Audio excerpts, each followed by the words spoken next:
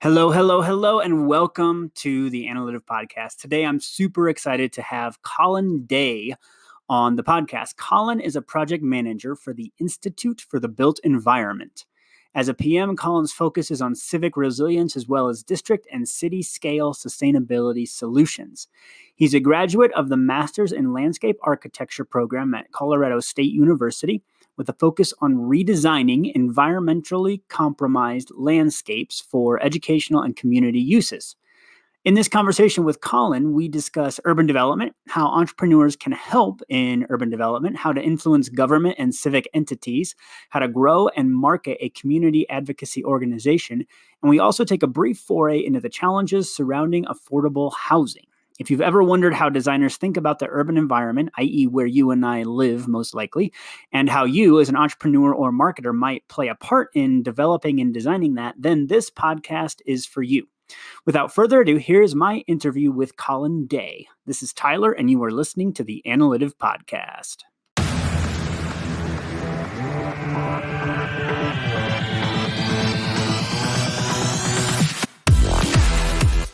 Cool. Well, Colin, thanks for coming on the podcast today. I'm super excited to talk to you. Yeah, thanks for having me, Tyler. Of course. So for people who don't know who you are, a little bit of background about what you do with, because you're employed at Colorado State University. Yeah, that's right. The Institute for Built Environment. Can you talk a little bit about that? Yeah, sure. So the Institute for the Built Environment is what's called an enterprise institute at the university, which means that we are soft funded. We do receive the benefit of being in the university structure and all the resources that provides us. And of course, the network of CSU is one of those important resources. But we act at the Institute for the Built Environment more like a consultation firm. So we do fee for service. We also do education. And the majority of our revenue is created through contracts with clients. Okay, and then what is a client for you guys? Oh, there's all different kinds of clients. I would say traditionally our client base has been design teams, so architecture, engineering, and construction. In the early years of IBE, which was founded in 1994, much of the work that was done here focused on building efficiency. So sustainability in the built environment through a recognition that buildings are a large emitter in our culture and globally. So trying to address those efficiencies through the building sector was one way to get at the early ideas about efficiency. So many of those early clients then and some of our long-standing clients have been design teams that include architecture, engineering, and construction partners. Now at this point, we do a lot of work with municipalities, so we'll work directly with cities, mostly across the Front Range, but also nationally and internationally. We also, if we pursue a grant opportunity for an initiative that doesn't otherwise have available funding through a clear client relationship, then we also treat those grant funders as our clients as well. Okay. They're really all different kinds of clients. Sure, yeah. And so let's talk first about the architecture. So they come to you, so obviously an architecture firm, they have engineers and even designers in-house. So what is the value that you guys then are able to provide that they don't have access to immediately? Yeah, good question. So what we provide is third-party facilitation of processes. And that can mean actually that we are facilitating an actual meeting or charrette. We are facilitating a process like a LEED certification for a building. Okay. We are facilitating a process of interface with research best practices and innovative approaches. So part of the benefit that we provide is that we are here connected to CSU. And again, we do have those resources of all of the brain trust of CSU here at our disposal. So we're able to provide basically a different set of eyes that while there might be expertise in-house with those firms, they might not otherwise have either the bandwidth or the depth of knowledge or thought leadership that they want to make a project more innovative. Gotcha. Okay. And so what's your background then? Is it in design and architecture? Kind of. Well, yes, but of course there's more to the picture than that. So my background, in a roundabout way, I got into this work through fine art, actually. Cool. So I'm a working artist. I'm mostly a painter, but I received my undergraduate education from California College of the Arts in San Francisco. And then I was actually working in film and TV in the Los Angeles region for 5 years after school. During my time in LA, I became really fascinated with the ways that city operates and the kind of complexities of the infrastructure there. I've always had a really kind of environmental focus to my personal ethics. But then during that time in LA, I also became really invested in permaculture and gardening. And so that all blended together for me into a pursuit of a master's degree in landscape architecture. And so to the extent that I have an educational background in design, it's through that master's degree. But my working background in architecture and design really now has been through my experience at the Institute for the Built Environment. Okay.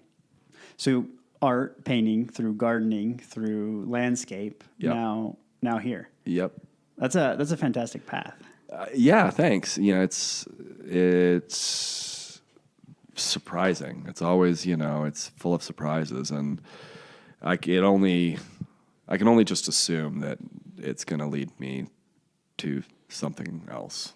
Yeah. At some time in the future, because I have a really eclectic mix of interests. Mm-hmm. Yeah, I mean, I understand that because I run a marketing agency and Sure. had backgrounds in communications, all kinds of stuff. And then, we're having this conversation, which I think it's really fun to learn about a lot of things because you make connections you wouldn't otherwise make. Once you have, if you just came up through architecture, you just came up through art, but I'm sure having those unique skill sets allows you to kind of make connections that a lot of people wouldn't otherwise normally make. Yeah, I think that's right. I mean, it's a good point, and I think that certainly some people are better suited to that kind of broad synthesizing type of thought. But for instance, you brought up your work in marketing and branding, graphics, and communication. I can only assume that all of the content that you've been able to see and have access to just through that work has enabled you to learn about things that you otherwise would kind of have had no point of contact with. Oh, yeah. And working with clients, I know more about software development and, enterprise manufacturing and things, that I never would have known. But because, we have to communicate their value proposition, I'm learning about, precision laser cutting or whatever the client happens to be at the moment. And what are those value propositions across sectors? I think that in a way there is a lot of parallel there to the work that I do and that we do here at IBE. I think that that's what we're trying in large part to communicate to clients and to potential project partners so that we can help move efficiency and sustainability, and what we really talk about most is regeneration in the built environment forward. We need to be able to clearly communicate the value proposition, whether that's a return on investment for a client or otherwise. Yeah. And when you talk about, so it's Institute for the Built Environment, I think environment can mean a lot of different things. One, it can just mean the place you are, right, where you live, or it can mean more the nature, the environment as a whole, climate, all that. So when you guys talk about the Institute for the Built Environment, I guess, or maybe there's a different definition. How are you using that term? Yeah, good question, and it's, I think, something that, it's something that we have an internal, ongoing dialogue about, and I would say generally the way that built environment is used in common vernacular is that it is environments that have been constructed for and by humans. Okay. Environments that have been modified to meet the needs or uses of humans. I tend to push it a bit farther because when we're looking at the world, when we're looking at our global biosphere at this point, actually, we can see pretty clearly through climate change that there is no environment in the world that hasn't been impacted by the way that we build and behave as human beings. So although we're not doing, we're not specifically building in the Arctic Circle, there have been impacts to the way that biosphere and that natural, ecosystem infrastructure, if you will, has been impacted by the ways that we interact in our built environment. But I would say that most usefully and generally, what we're talking about is the places we inhabit as humans, and that can include also open space and how open space connects to urban environments and the connectivity of species across our urban environments. How do we build for all species instead of just for us? Mm-hmm. So you really touch everything from untouched space to parks, houses, all the way to like office buildings and industrial and all that. Yeah, that's right.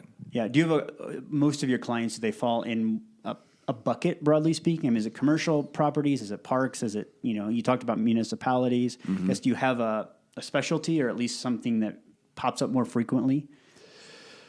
I would say that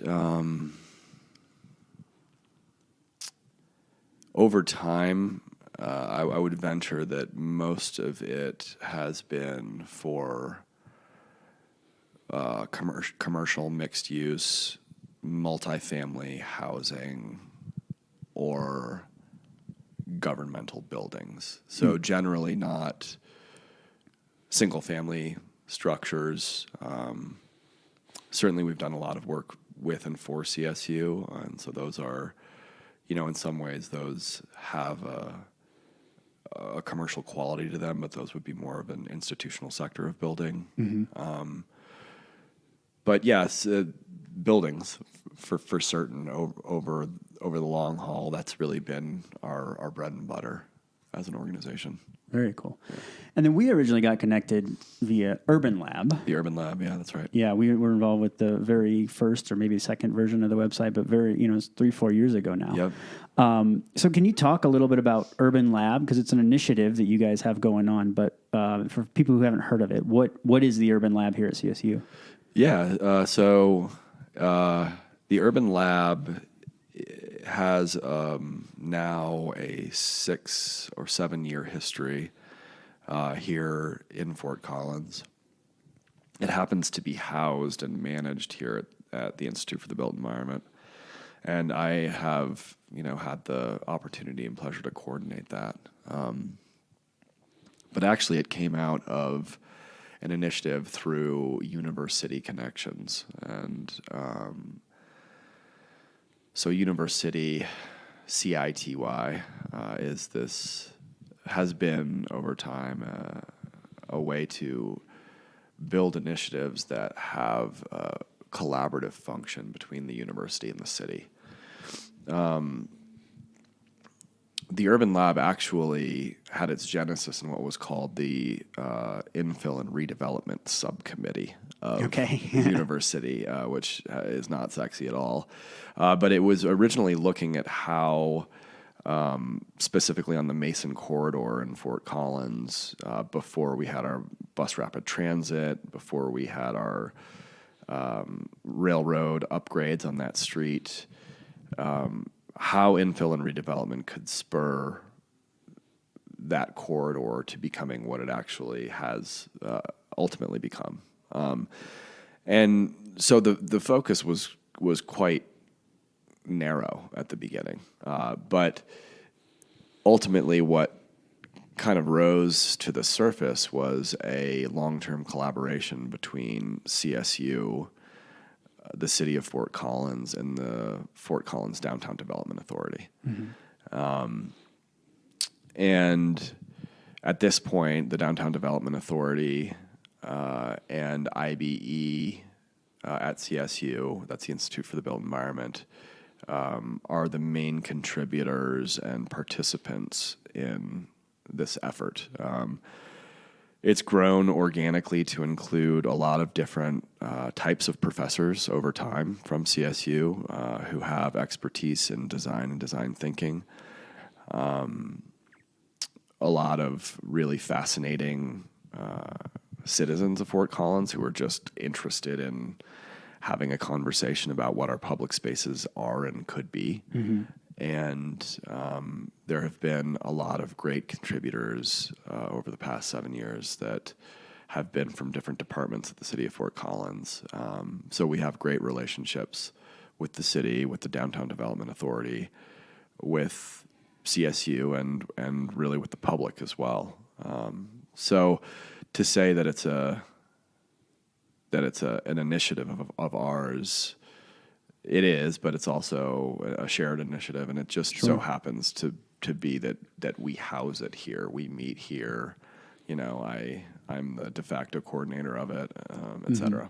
Sure. And so for people who don't know, the Mason Corridor is a street here in Fort Collins that basically has a railroad right through the middle of it, like running basically parallel but through the middle. So there's, a lane on each side with a railroad in the middle, but it's also one street over from the main street in Old Town. So it's, designing that to work for trains and locomotion, automobiles, walking, foot traffic, bike traffic, was quite a challenge. Yeah, it was. We call those multimodal transportation corridors, and for transportation wonks, they would have much more to say. But for the general public, I think that it's just a way to say that there are, as you said, a variety of different types of transportation happening. It is a very bikeable street. It's a main thoroughfare for that, and it has our bus rapid transit.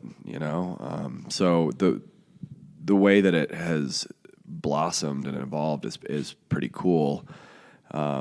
Because before all of this work happened there, it really was in a lot of ways a bit of a dead zone. And there has been a lot of, again, infill, which means that were parcels, you kind of think of them as broken teeth, so if you have a parcel that's vacant or otherwise underutilized, it becomes kind of a dead zone along a corridor, and all of those parcels pretty much at this point have been filled in and have been reactivated with new business or new multifamily housing complexes.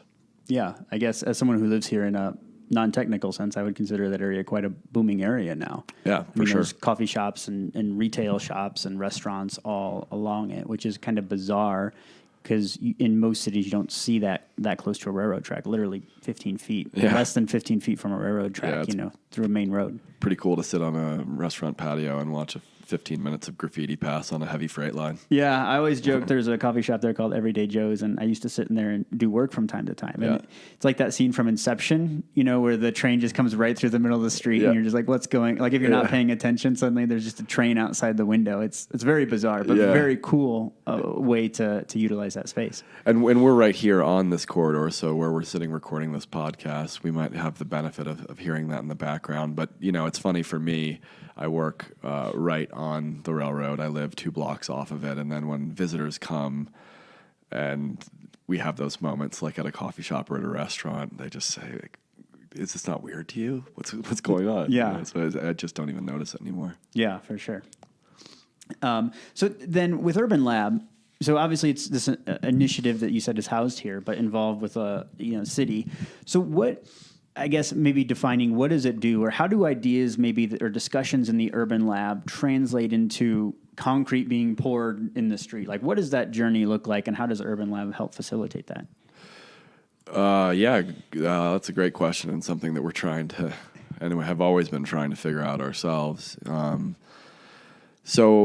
Much of what Urban Lab has done over time has been focused on broadly what we can think of as community-based participatory design. Mm-hmm. So it's a way to involve any willing voluntary participant in a conversation about a space and to show them that their ideas matter, that their ideas can impact the conversation about how we develop and redevelop public spaces, and actually to give them agency and ownership, to say that even though they're not necessarily designers, that so much of the innovation that comes through city life comes from the bottom up. And,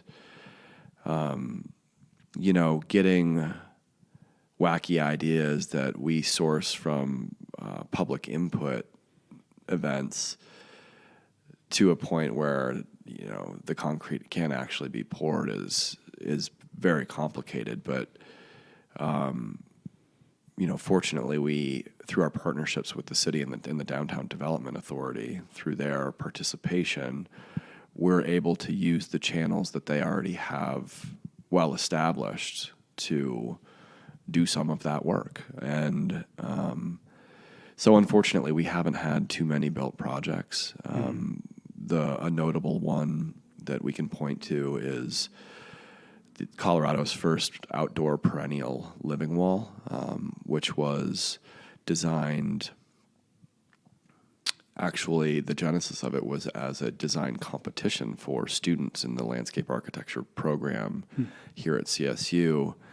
They put their design ideas in through a competitive process, and then we worked with one chosen designer to take that idea forward and to streamline and simplify it based on the budget that we had available through a contract with the city of Fort Collins. Okay. And this was done through what's called the Nature in the City initiative.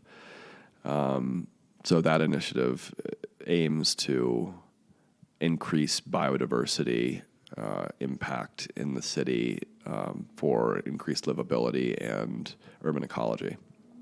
Gotcha. So we interface with that idea of urban ecology and biodiversity with a participatory process of design. In this case, it happened to be with a design class and not with the general public. We worked with the winning design to streamline it and bring it to budget. We worked with a fabricator and a green wall expert to get the design finalized in a way that would, aim for success or hope for success at least. And this was an untried and experimental approach in Colorado because of our climate. We don't have these types of green walls. So, long and the short is that we did ultimately install this on the City of Fort Collins Utilities Administration building in downtown Fort Collins. The siting of it and their on-site maintenance wasn't ultimately able to give it the environment and the care that it required. And so, I'm excited to say that it's actually moving to the new Butterfly Pavilion at the Gardens on Spring Creek here in Fort Collins. Oh, yeah. And so it will be an educational centerpiece for families, and their dedicated staff will be able to take, I think, more close care of it, because that's what a system like that requires in our climate. So that's a long explanation to say that, getting something simple like that built actually costs a lot of money. It takes a lot of expertise. It takes a lot of people. It takes an idea and a willing client to pay for it, and finding a space to install it was difficult. So these are things, this is a small example of things that any project needs to navigate. Here we go. The train is coming. Yeah. So if you hear the train in the background, you'll understand where we are. Good. Yeah. So it was a student idea that was then turned into the wall that it will eventually then end up over at the Butterfly Pavilion. Yep. I believe it's being moved for the opening of the pavilion, which has either already happened or is upcoming. My guess is that it won't be fully installed or look vital for probably a year. Okay. I'm not sure how you want to deal with this train here. These are directional mics, so hopefully we'll be good. Yeah. So then talk about, if you would, with an organization like Urban Lab. So you're dealing with marketing, you're dealing with branding, you're dealing with a lot of different players with different agendas. Yep. So how does marketing, communication, all of that play a role? Because it's different than your traditional business, right? Sure. Where you have like, here's our one client that we take care of. I mean, when you think about Urban Lab and getting the word out, what does that look like for you guys? Yeah, that's a great question. And again, one that I think that we're still trying to navigate that process and find the best answer for ourselves.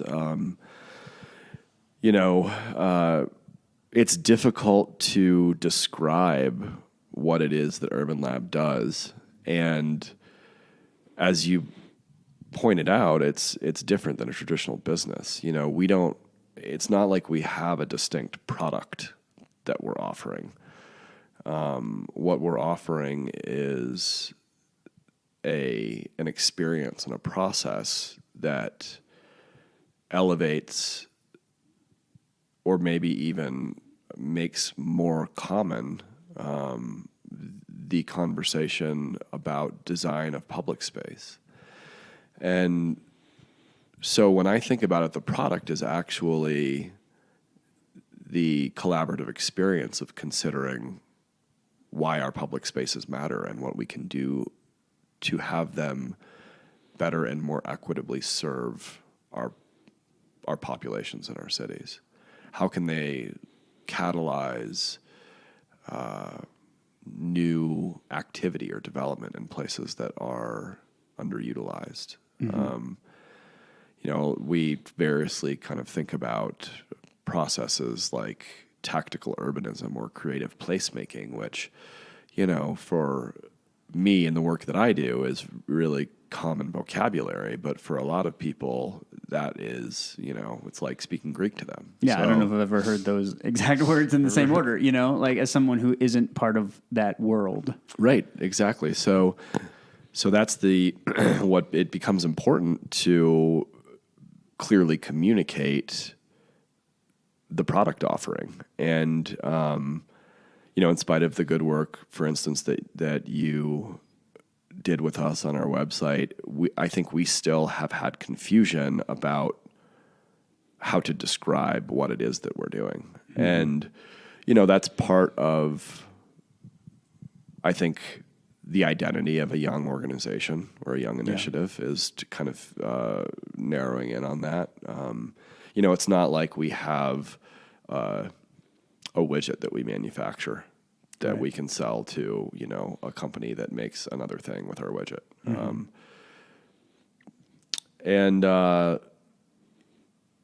Further, it's tough to even in in a climate where you can really accurately identify what it is that you are communicating and selling.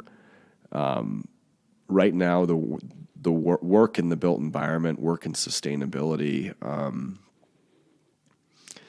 it's generally thought of as an add-on. I mean, it's not business as usual to go above and beyond in building and development. We generally, as a culture, are not incentivized to do this, and in general, the conversation around climate and what we can do to positively impact the climate, the critical climate problems that we have, has become deeply politicized, and so it's an uphill battle. I mean, everything about communicating it effectively and in a way that is accessible and is universal is extremely difficult. Sure. So branding that story, branding that idea, marketing it clearly, showing what the value add is, what that product represents and why it's important to us as a species and as a global collection of species is, it kind of can make the head spin. So simplifying it is difficult. And that's why I think that marketing and communication and branding is a critical piece. But of course, first you need to know internally what it is that you're saying. If I were to hire a marketing firm, they'd have a lot of questions to get to the bottom of what the heck it is that I'm actually talking about. Right. And so again, it's kind of like an architect would bring the Institute for the Built Environment in as a third-party consultant to have a fresh set of eyes and offer a useful set of information to their approach. So too, I think many organizations and businesses need marketing, need branding and communications to come in and say, okay, now that I understand what you're saying, I'm telling you that this is how you can get that across to the public, how you can sell that idea. So it's a similar type of process, I think. I see the parallels there. Yeah. I think a couple of things that when you were talking that made me think is, first of all, you're right, knowing exactly what you guys are yourselves, super important. And I think even in past conversations, like that's emerging, as Right. Urban Lab continues to mature and become an organization, and also who you're trying to reach, because a lot of customers, they have, their whiteboards. So it's like, okay, offices and, schools, like they have a list of clients, right? For you guys, like who needs to know about Urban Lab? Because it's not ever going to be something probably ubiquitous, or at least not in the near future. The random person on the street here in Fort Collins isn't going to know what you guys do, but who needs to know that, right? Is it, city council? Is it the architecture firms? Is it the construction companies in town? Is it designers and developers? Is it just concerned citizens, in whatever bucket that falls in? Yeah. Yeah, that's a good question. So the Urban Lab here in Fort Collins is loosely an example of what the broad constellation of social labs. So there are different types of social labs, or they call themselves different types of things, but it's basically like a collective thought or collective impact model towards generally within the urban sphere, but sometimes for social issues. But it's a way to say that there is a laboratory type approach. So prototyping, testing, making a hypothesis about, this bus stop is not well utilized. If we could make it a cool place to stop and be, maybe that would improve, the use of it by users of the bus system. I wouldn't say that that's the strongest example, but I think it's one that's common enough, And in terms of what we're selling and to who, there's a reason that different types of social labs are often volunteer type organizations and don't capture a lot of revenue. We've been lucky in our connection to the Fort Collins Downtown Development Authority and the city of Fort Collins that they would like to test novel and innovative things in public spaces. But so much of the work that is done in the milieu of social labs globally is really about, oftentimes it's guerrilla, oftentimes it's pop-up, oftentimes it's short-term. It's not approved, Right. through typical lines of approval, planning, zoning, et cetera. So the limitations that we have on trying to play by the rules, I think, they offer us good design constraints, but they also prohibit us from approaching different types of public space interventions like some other social labs would, which would be, again, as a guerrilla organization or without permission to do so. Some of these social labs can have kind of a catalytic moment where they create something that becomes ubiquitous ultimately. Like the best example that I can think of is the way that parklets have spread through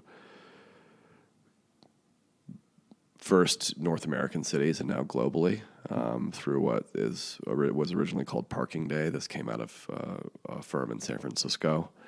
And for those who are listening that don't know what Parking Day or parklets are, they would be a patio space that would take away a parking space. So you see these a ton in San Francisco, but now increasingly in both large and small cities across the country and internationally. This came out of an original idea for a kind of tactical urbanist approach where, again, this firm in San Francisco decided to instead of thinking of a parking spot as a place to park a car, thinking of a parking spot as a small park.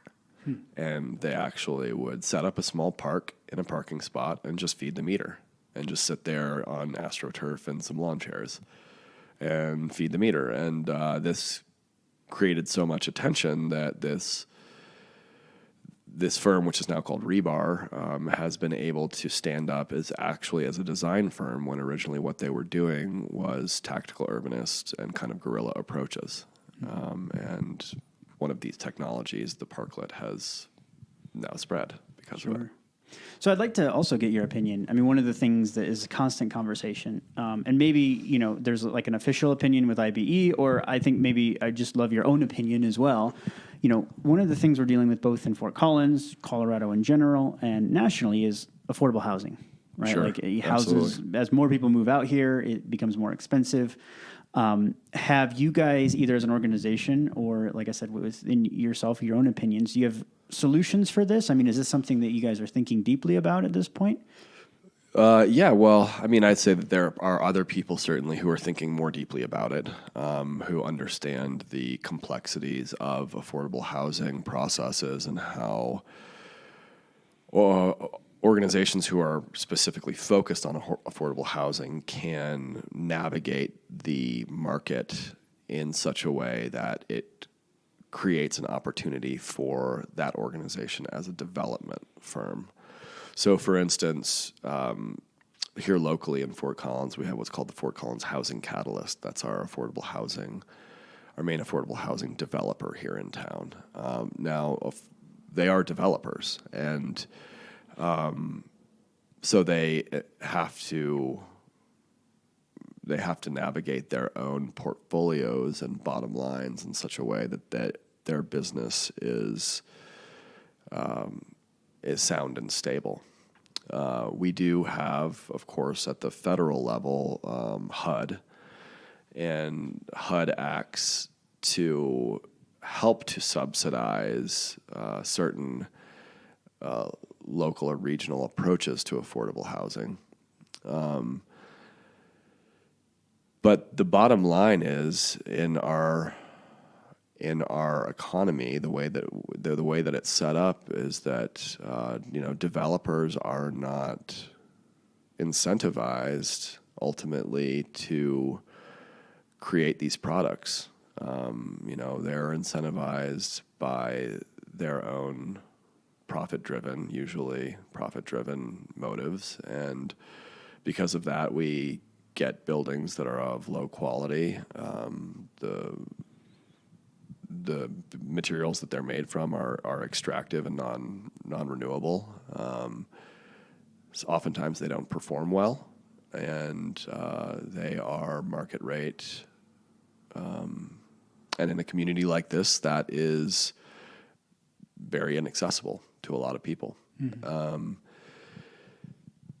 This is difficult to fully answer your question without going into the minutia of the economics of housing and development, or the economies of housing and development. Yeah. But I'd be happy to go as deep as you'd like, because this is something I'm infinitely curious about. Yeah, sure. Because it's something that I don't know the answer to. I have hunches, and you hear different people. Well, it's zoning laws, it's developer problems. What are all the? Even maybe a bullet pointed list of sort of the core factors would at least be helpful to me. Yeah, well, I think the core factors, from my perspective, is it's about the mechanism of real estate, and by that I mean real estate is thought of primarily as an investment. Now, so if you're a developer and you're thinking of a real estate as a transactional and a development opportunity that is transactional or that is profit-driven mainly, you're not thinking necessarily about the building, about the users of the building. It's about putting up a product. Say, in this example, we're putting up a product that is a multifamily apartment building. Probably it's going to have some kind of mixed-use quality on the bottom floor. That could be office or retail space. So you're accounting for a product that will capture a certain return on investment, either from the party that ultimately buys that product and owns and operates it, or as if you're a developer that's also an owner-operator, you're looking for ways to maximize your return through rents, mm-hmm. or potentially sales of new mortgages to people. So the main factors are really about the economy of real estate and how the real estate market has mechanisms that are beyond, in some ways, anyone's control. It's all really tied in to a very complex web, and our economy is so deeply tied in a complex way to real estate as one of the main vehicles for investment that people have in their portfolio. Mm-hmm. That's part of why people say safe as houses, mm-hmm. because traditionally the safest way for you to have a long-term return on investment over time on your money is through owning real estate. Right. So it's money driven, and the divide in people who have the money for real estate, have the money to buy and develop it, and people who very oftentimes don't have the money to either buy or even rent it. That divide demographically and economically in our culture continues to widen. Mm-hmm. And it's a really wicked problem, and a lot of it has to do too with desirability of place. So we happen to live in a place that people want to move to for different reasons. Say here in Fort Collins, it's the outdoors, it's the bike culture, it's the brewery culture, it's the weather, etc. So people are moving here from other markets that have topped out. Mm-hmm. Take Seattle as a good example, or really a lot of the major metropolitan regions. But if you were to have been a homeowner in Seattle or in the Bay Area in California, and maybe you're tiring a little bit of the city life there, and you think, well, some mountain air sounds nice. You sell your home there for $800,000 or more, and you're able to move here and take a home off of the market, cash on hand, before any other buyers that are here local that have been saving up for their first home, for instance. So you're trading in an $800,000 apartment in a city for a $450,000, 2-acre, 4-bedroom, 2-bath home in a beautiful place. It's not a bad deal. Sure. So, and that's the way that money moves around. And that's the way that places, quote, gentrify. Mm-hmm. And there's so much to it that is impossible to control or really to regulate in the system that we have, and really in a neoliberal economic world. There have to be organizations like the Fort Collins Housing Catalyst and other affordable housing developers to create products that are subsidized by different forms of capital so that they can be sold or rented below market rate. And there are more people lined up for those products than there are the products themselves. So it means that people ultimately are displaced, or, God forbid, that they then experience homelessness for some time. So yeah, there are a lot of social, cultural, economic issues involved in it that, again, I mean, if you want to get deep into this, I would be happy to connect you to the experts. Yeah, I think it's a question that I have is, we recently just bought a house. Obviously, we're very fortunate to be in a position Congrats. that we can. That's awesome. Yeah, love it. I mean, it's been really fun. But I think when you look at, what you get for a house and how much money, hundreds of thousands of dollars for some wood and some drywall and some plumbing and electricity. And again, I'm oversimplifying, but it's like, you can buy a car that has way more technology. Yeah, fewer natural resources. I get that. For $30,000, right? And then a home that just has wood and drywall and things that cost $8 a sheet and a whole lot of labor. I think for me, it's always curious about where the costs are in that process. And how by bringing the cost down, housing can become more affordable. And that's obviously everyone plays a part in that. Developers, zoning laws, market, people moving, as you mentioned, to and from different places. Mm-hmm. But something that I've been curious about recently. Well, it's a great question, and I wish that everybody thought so much about it. I mean, you hit on one of the main issues, which is materiality. Ultimately, people don't know this, but cement and concrete are not only incredibly carbon intensive as products. It's one of the most carbon intensive building products that we have, but it's also incredibly expensive. If you're talking about, say, the foundation of a home, And I also don't want to discount the importance of skilled labor. A lot of the cost of a home has to deal with craftsmanship. And, if we think about the way that homes are built today, they are not built with the expectation that they will have the longevity in the way that we used to build homes.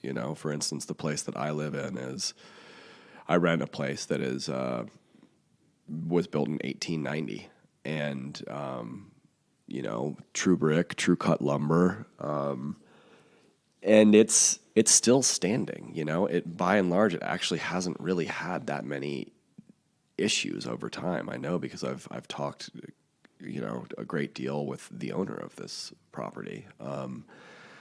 And so you're buying a piece of land too, which is, always that's kind of strange to think about, that you own a piece of land, a piece of the earth. And that's really what you're buying. You're buying that space, because there are plenty of examples where somebody will come in.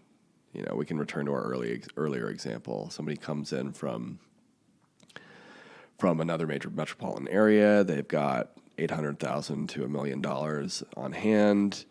They can buy that piece of land. Maybe they just want that piece of land because it's in a location that they like, without any regard for the house. And you can scrap the house and make maybe even a better performing brand new house for the balance of that money. So, long short is, I can tell you, if you've ever tried to build a house, or like if you've ever, gotten the opportunity to work with Habitat for Humanity, there's a lot that goes into it. It's fascinating for me also, as well as, as you've brought up, to think about, what is this all made of? What are we actually living in here? What are we actually sitting in right now? Yeah. And I experienced that because my folks built a home. And so when I was, 9 to 12, but when you build a home, especially if you do it yourself, you're never really, really done. There's always more to do. And so I got to experience that. And certainly a lot of time. So anyways, we're almost at the hour. Oh, geez. Well, it's been awesome to talk to you, and I'd be happy to return if I haven't bored you to tears at this point. No, it's been really interesting. So if people want to connect with you guys, find out about Urban Lab or Institute for the Built Environment, CSU, what's the best way to do that? Yep. So we are at ibe.colostate.edu. That's Institute for the Built Environment for IBE, and Colo State for Colorado State University.edu. You can always reach out to me. My email address, Colin, COLIN, .day, DAY, at colostate.edu. And I would be hard-pressed to send you the link to the Urban Lab website right now, in spite of the great work that Tyler has done in the past, because we're actually overhauling it at this moment. So we're trying to get that message that we talked about much better communicated. Yeah, can't wait to see it. Yeah. So cool. Colin, well, thanks for your time. I appreciate it. Hey, it's been my pleasure. Thank you for having me.